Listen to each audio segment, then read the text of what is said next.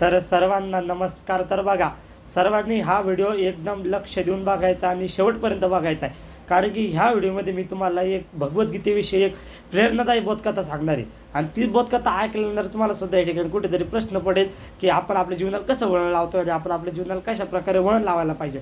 बघा, हा व्हिडिओ मजाकमध्ये घेऊ नका. हा व्हिडिओ एकदम लक्षपूर्वक आणि काळजी करू नका. कारण की हा व्हिडिओ या ठिकाणी खूप सर्वांच्या या ठिकाणी सर्वांच्या दृष्टिकोनातून सर्वांचा विचार करून बनवण्यात येतोय. तर आपण भगवद्गीता या ठिकाणी व्हिडिओला सुरुवात करू. तर बघा, एक गाव होतं. त्या गावामध्ये एक राजू नावाचा मुलगा राहत होता बरं का. त्या गावामध्ये राजू नावाचा मुलगा राहायचा. त्याचे आई वडील आणि तो असं त्यांची त्या गावामध्ये फॅमिली राहायची. तर राजू अभ्यासात खूप हुशार होता. राजूचे वडील काय करायचे, कंपनीत जॉब करायचे. राजूची मम्मी फक्त हाऊसवाईफ. मग राजू अभ्यासात खूप हुशार होता. तर तो रोज शाळेत जाणार असेल, घरी रेग्युलर असेल, क्लासला जाणार असेल, रेग्युलर सर्व आपापले काम व्यवस्थित नीटनेटके आणि एकदम पद्धतशीर करायचा. आता मागून काय झालं, काही नंतर दुर्दैवाने काही दिवसानंतर राजूच्या वडिलांचा ॲक्सिडेंट झाला आणि त्यांना या ठिकाणी मरण आलं. म्हणजे मरण पावले तिथं काही दिवसानंतर. आता राजूचे वडील मरण पावल्यानंतर आता सर्व त्याच्या घराची जिम्मेदारी, राजूच्या शिक्षणाची जिम्मेदारी कोणावर आली, तर ही आली त्याच्या आईवर. आता आईवर जिम्मेदारी आल्यानंतर आई घरातली कामं सगळे करायची. त्याच्यानंतर दुसऱ्यांच्या घरी कामाला जायची, भांडे कपडे करायची, ज्याने पैसे मिळायचे. आणि त्याने कसं करायचे, तर राजूच्या शिक्षणाचा खर्च भागवायची. आणि आता राजूवर सुद्धा खूप प्रेशर आलं होतं. समाजाचं प्रेशर, नातेवाईकांचं प्रेशर. कारण की त्याला आता वडील पण नव्हते. सर्व आपलं वर्चस्व, आपलं स्वतः निर्माण करायचं, आपलं स्वप्न आपण पूर्ण करायचं. राजूने अशातून एक पर्याय निवडला. काय, तर ते राजूने गव्हर्नमेंटची तयारी केली. आपली सिव्हिल एक्झाम म्हणजे आपली UPSCची म्हणजे कलेक्टर, IPS, IASची लेवलची परीक्षा UPSCची राजूने तयारी सुरुवात केली. राजू आता पुढे जाऊन मोठा बनला. त्याचं शिक्षण पूर्ण झालं, ग्रॅज्युएशन झाल्यानंतर त्यांनी UPSCचा परीक्षेचा फॉर्म भरला बरं का. फॉर्म भरल्यानंतर त्यांनी पहिली अटेम्प्ट दिली. तर पहिल्या वेळेस त्यांनी UPSC ही परीक्षा दिल्यानंतर तो त्या परीक्षेत क्वालिफायर नाही झाला. म्हणजे तो पहिल्या वेळेस UPSCच्या परीक्षेमध्ये काही कारण म्हणजे नापास झाला.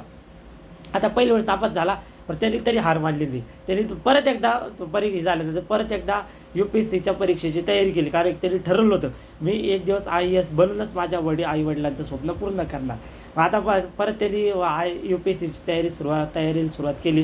त्यात काही दिवस त्यांनी परत व्यवस्थित अभ्यास केला. परत पुढे चालून दुसऱ्यांदा त्यांनी परीक्षेचा फॉर्म भरला UPSCच्या बरं का.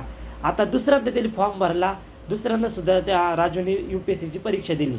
आता दुसऱ्यांदा दिल्यानंतर सुद्धा तो त्या परीक्षेत नापास झाला. दुसऱ्यांदा तरी नापास झाला. त्याला थोडं परत एकदा नाराज वाटलं त्याला, पण त्यांनी सुद्धा हार मानली. तेव्हा मला माझं स्वप्न मी पूर्ण करून राहणारच.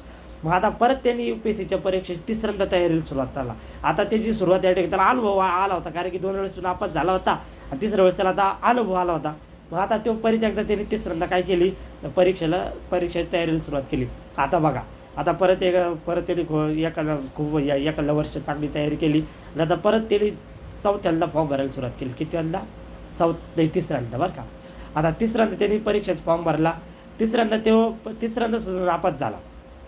आता राजूचे सर्व मेहनत, सर्व अपेक्षा संपलेल्या होत्या. आता राजूला वाटलं की आता माझ्या जीवनाला काहीच अर्थ नाही. कारण की तिसऱ्यांदा नापास झाला. समाजातले लोक त्याला बोलणार, नातेवाईक बोलणार, वरून आईचं सुद्धा त्याच्यावर या ठिकाणी अपेक्षा. आई सुद्धा त्याच्यावर थोडी नाराज झाली. आता राजू या ठिकाणी फार ते आतून तुटून गेलेला होता. मग त्याचा एकदम नाराज झाला होता. मग एके दिवशी रात्री काय केलं, राजू गच्चीवर गेला. गच्चीवरून त्यांनी खाली वाकून पाहिलं. त्यांची घराची बिल्डिंग 3ऱ्या मजल्यावर होती. तर त्यांनी खाली वाजून पाहिलं. मग त्यांनी आत्महत्या म्हणजे त्यांनी जीव देण्याचा प्रयत्न करा. कारण त्यांनी ते म्हणाले की आता माझं काही खरं नाही. तीन वेळेस मी परीक्षेत नापास झालो. मला सगळे लोक बोलत आहे, माझी कमाई काही नाही, एकदम मला या ठिकाणी प्रेशर आलेले. मी आता माझा जीव देतोय. आता तेवढा तो जीव देणार वरती गच्चीवरून, तेवढं त्याच्या मागून त्याला त्याच्या आईने आवाज दिला. आई म्हणाले, राजू थांब, तुला जीव द्यायचा आहे, तुला आत्महत्या करायची नक्की जरूर दे. परंतु ते करण्या अगोदर मी तुझ्या वडिलांची एक शेवटची इच्छा म्हणजे वडिलांची शेवटची तुला भेट ही मी तुला देते.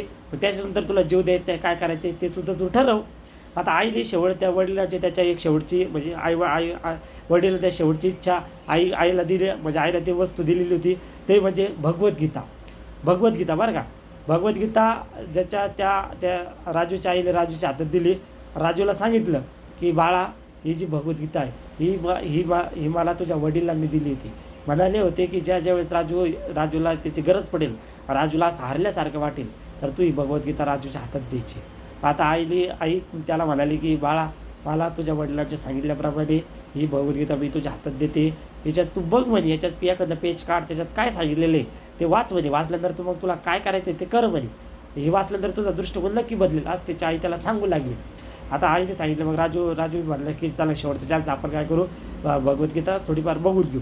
आज जसं तिने भगवद्गीतेचं सुरुवात केली, मग सुरुवात केल्यानंतर भगवद्गीतेचा पहिला अध्याय होता अर्जुन वेश्या यादव, ज्याच्या सांगितलं होतं की अर्जुन कशा प्रकारे आपल्या नातेवाईकातील समोरच्या युद्धामध्ये आपल्या नातेवाईकांना बघून युद्ध न करण्याचा निश्चय घेतो.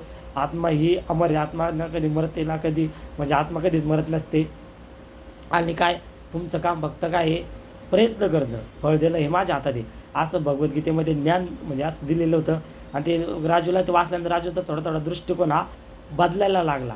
मग आता राजू थोडा दृष्टिकोन बदलायला लागला, थोडं त्याला समज येऊ लागली. मग जसं तो पेज वाजू लागतं तसं त्याला नवीन माहिती येऊ लागली.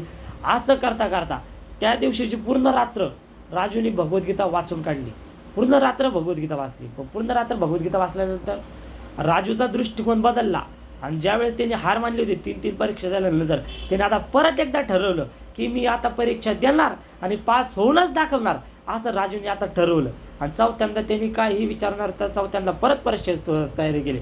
परंतु आता राजूच्या मनात ध्येयनिश्चय होता, कारण तिसऱ्यांदा हारला होता, आता चौथ्यांदा परत एकदा शेवटचा प्रयत्न करायचा होता. आता पण त्याच्या दृष्टिकोन एकदम होता, त्याची मेहनत एकदम मजबूत होती.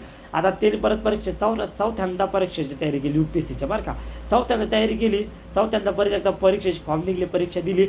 परीक्षा दिल्यानंतर परीक्षेचा निकाल लागला, आणि हा निकाल लागल्यानंतर राजूच्या डोळ्यातून पाणी आल्यासारखं त्यावेळेस तो प्रसंग घडला.